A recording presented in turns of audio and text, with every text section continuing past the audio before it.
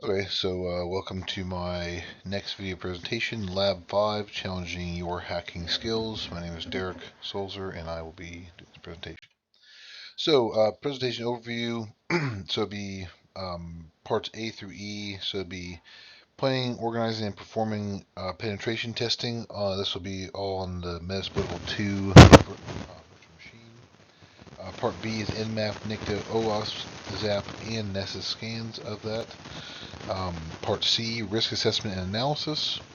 Part D, login to Metasploitable 2, and then also mitigate or enumerate not enumerate, but get rid of some of the vulnerabilities as well.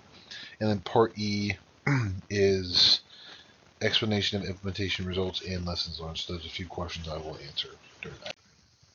So Part A, planning, organizing, and performing penetration testing on Windows Level 2 VM. So this is how I would do it. So planning, I would define the scope and purpose for the penetration test, whether it be just for any virtual or any machine in general that I'd be doing this on. You have to define the scope and know what the reason is or the purpose is of the penetration test. So to define the vulnerabilities, to obviously define them and to try to mitigate them. Excuse me. So, organizing specific techniques to be used in order to successfully deploy a penetration test on the virtual machine. So, organizing them as in, I know what I need to, the steps I need to take, the commands I need to enter, all that stuff in order for me to conduct that penetration test. So, utilizing penetration testing programs such as OWASP, ZAP, Nessus, NICTO, and others as well, obviously, we can then conduct the penetration test and view the vulnerabilities. So, uh, importance of penetration testing. This is another part of this. I forgot to put part A as well in there. So it covers vulnerabilities. So penetration testers act as essentially ethical hackers because they're given the not just the tools, but like the permissions to do so, as long as they stay within the scope of their penetration test. Obviously, they can't just go in there and start hacking away. So essentially, they're identifying weaknesses in systems and networks before real attackers exploit them. This proactive approach helps prevent data breaches and costly downtime within a company or just in general. So they improve security and posture. By understanding their vulnerabilities, like the vulnerabilities of the systems, organizations can prioritize their security investments and implement effective controls to strengthen their defenses. So, and then it enhances preparedness. So, by simulating real world attacks, penetration tests help organizations prepare for potential breaches. So, if they are simulating an SQL injection, uh, they will essentially from that get that as a RAN analysis essentially, and they will know how to prepare for it in the future if that actually happens to them before the damage happens. So handling failures and procedures. So first, I would identify the failure, investigate the cause, take corrective action, and then obviously learn and improve from the failures. Failures are good. That means that you are uh, well, they're good and bad. I mean, obviously they're good because you learn from them. You don't just say, "Oh no, it's okay. The system's down." Oh well. You actually learn from them, and so I would analyze the user's query, my response, in any relevant context to identify the specific area where my output fell short. Investigating the cause. So once I identify the failure, I would then go deeper to understand the underlying cause. It obviously involves, examining the limitations of the training data, encountering unexpected inputs, or bugs in the underlying code.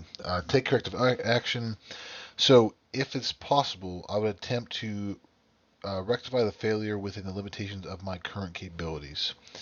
And then learn and improve. So every failure is an opportunity to learn and improve. I would use the experience to enhance my training data. So whenever I go to train other cyber intel, cyber security analysts, or in general IT and stuff, I would increase that knowledge and pass it on to them as well. So this is the Nmap scan report for my the virtual machine. Obviously, it's Minnesota 2, and it is 10.0.2.12, and then that is the MAC address on there. That's what I had done before. So I use Nmap dash A, and then the IP address to scan aggressively to view more information on open ports. And, then the NICTO scan. So the NICTO scan, it shows the NICTO scan on Kali Metasploitable 2 VM using the command nicto-h, and then I use the web server address, the web address http://10.0.2.12, and then I went on port 80. This revealed the Apache version, like specifically, I just kind of highlighted something. The Apache version is 2.2.8, and on there it is stating that current is at least 2.4.54. So obviously that's out of date. That can raise flags. Obviously there's also HTTP trace method is active, which makes the host vulnerable to XST, cross-site trafficking, and then there's a bunch of other ones on there as well.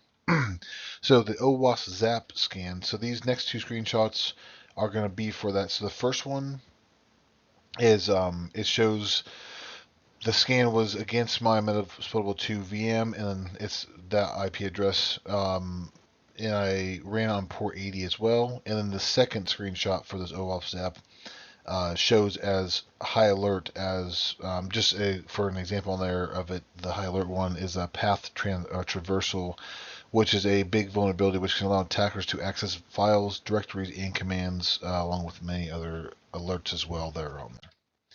So here's the first screenshot, and then port 80 on there, and then obviously the IP address side of the Metasploitable 2 VM. And then that's the first one. Obviously, there's absence of anti-CSRF tokens, application error disclosure, content security, CSP header not set, directory browsing, missing anti-clickjacking header, source code disclosure, vulnerable JS library, and the list goes on. So the next screenshot is of the Nessus scan and showing all the vulnerabilities it has that has found. So all those right there. And obviously you see up there it says my last name and then underscore Metasploitable 2. Okay, so part C. After conducting the Nmap, NICTO, OWASP, ZAP, and Nessus scans from Kali to Metasploitable, I discovered a lot of vulnerabilities from XSS to open ports, and obviously there's tons of other ones, PHP, HTTP, everything else in between. There's just a whole list of them and a bunch of open ports as well, which obviously there's the main issue with it is the weak passwords and backdoor accessing. Of course, Metasploitable 2 VM is meant to be tested, hacked, but if it were real life business, it would need many performance and security upgrades, which it will. So some of these upgrades and mitigation steps can include threat intelligence, entity behavior analytics, and intrusion detection prevention system software.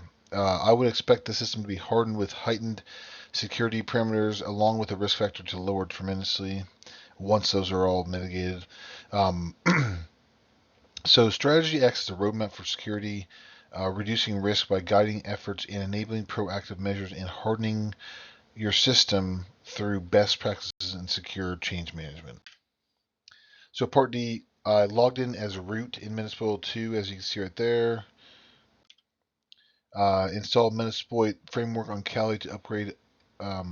This is mitigating these risks on here. So kind of did kind of like a big mitigation attempt on here, kind of. So I did the MSF update, apt install Metasploit framework since I couldn't use it in general since it was part of the operating system. And then I saw the upgradable list, and then I don't know why I did not put the screenshot in there, but I had it to where I upgraded it. And then during the scan, it does show there are less. This is the second Nessus scan. There are less vulnerabilities now. Like some of the HTTP and some of the PHP ones are gone. And then so here's the last part. So explain why you chose to implement the changes you did. So uh, obviously cost. So in a big operation, it would be very cost effective to obviously pick those ones I chose to pick. Upgrading everything would be one of the best choices just because it patches a lot of things. There's a lot of things that you can do. Like I said before, there's weak passwords, there's backdooring, and a lot of the outdatedness on there can allow all that. It was also expedient, of course, fast, and those were also critical things that I took care of. So how are your expected results different from your actual results? So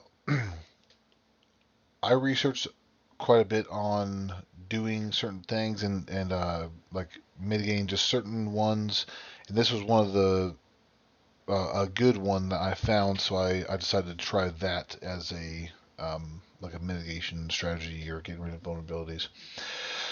So what are some lessons learned from hardening your system? So there's a lot that I could have learned. Obviously, this was kind of on my own. There was no video for me to follow. Do my own research, which I do usually anyway, just to find out certain things I didn't know before. But I would say that I learned a lot, and um, just I have to make sure that I'm doing the correct command. Sometimes I'll enter the wrong command. I'm like, that didn't work. Oh, I entered it incorrectly. And some sites don't have the correct commands. If they have commands that you had to have access for prior to that, certain root access or be in a certain folder. So I just have to make sure I do that before I start doing different hardening steps. So that is the end of my presentation, and thank you guys for watching.